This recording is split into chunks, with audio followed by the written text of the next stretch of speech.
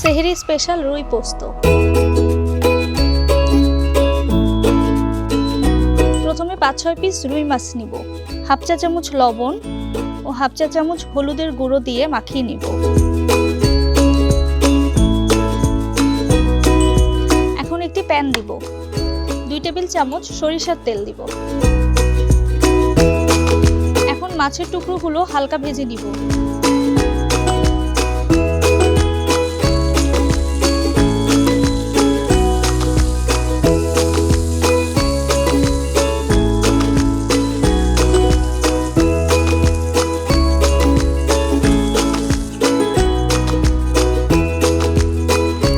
এখন আরো কিছুটা সরিষার তেল দিব।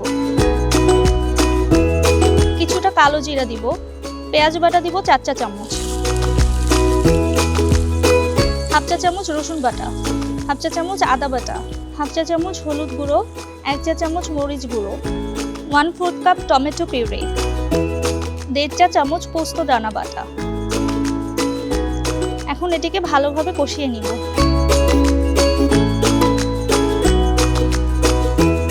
আধা কাপ পানি দিব। এখন এতে ভেজে রাখা মাছগুলো দিব।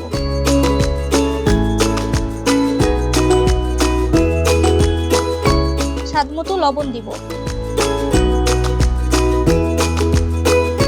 মরিচ কুচি দিব। কিছুক্ষণ ঢেকে রান্না করব।